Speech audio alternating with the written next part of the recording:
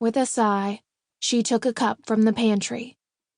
She'd arrived at her parents' home late last night after being informed of her sister's disappearance, and she could barely keep her eyes open.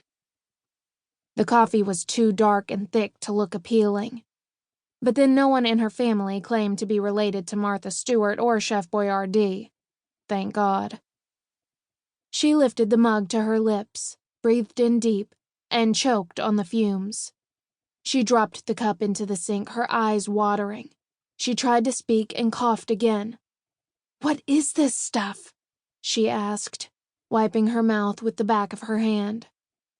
Her mother breezed in, her long black hair flowing to her waist behind her, and kissed Ariana on the cheek. "It's brake fluid." Ariana sighed. Yet another perfect example of why she'd avoided bringing friends home when she was a teenager. Her mother patted her shoulder. "It wasn't meant to be tasted." "Then what's it doing in the coffee pot?" "We were out of Tupperware." Of course. Ariana's eyes began to tear again. "Give me a tissue, please." A hand reached out and waved a handkerchief in front of her eyes. "Thanks." As Ariana blotted the tears, she looked over her shoulder and into the eyes of a real, live monkey. In any other home, she'd have jumped back in fright. "Who does the chimp belong to?" she asked, resigned. "Not a chimp, a capuchin," Aunt Dee explained as the small monkey jumped down from the counter and scampered to the middle of the room. "If you recall, Great Aunt Deliria was engaged to a monkey. This could be a long-lost relative." She swept her hand wide in a grand gesture and pointed to the animal, who was now sitting on the kitchen floor and unceremoniously playing with both feet.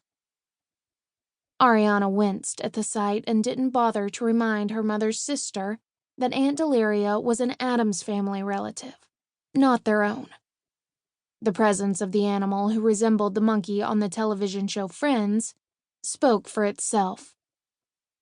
Was it any wonder Ariana had escaped to Vermont and normalcy as soon as she was able? And she'd stayed there until that phone call, the one telling her that her twin sister was missing. "You people are insane. Aren't you worried about Zoe?" she asked. Zoe, the vibrant, lively one. Ariana refused to believe her sister was dead. According to documented studies, Ariana should have felt her death the moment her twin left this earth. She'd known the moment Zoe broke her leg when they were 7. Surely Ariana would sense her death now. She didn't, and her heart insisted Zoe was still alive. She had to be, or Ariana's chance to make amends would be gone along with her. At the mention of Zoe's name, silence had descended in the kitchen and lasted long enough for Ariana to grow increasingly uncomfortable. And guilty. Of course they were worried. Despite the hustle of daily activity, Ariana had felt the pall of Zoe being missing, and when they thought no one was looking, she'd caught a look of sadness in each of her relatives' eyes. Finally, Nicholas rose from his seat and hugged Ariana. "It's okay," he said, his hold on her tight. "It is just that we agreed not to discuss Zoe until she walks in the door, safe and well." "And she will," her mother added with certainty. "Until then, it's business as usual." "And wait until you hear what new business we have planned." Ariana wasn't interested in their newest scam.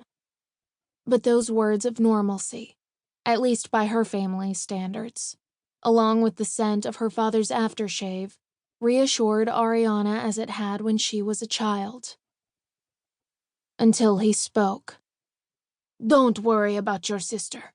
Zoe's strong. After all, she's an Addams." Which was enough for Ariana. "I need some air."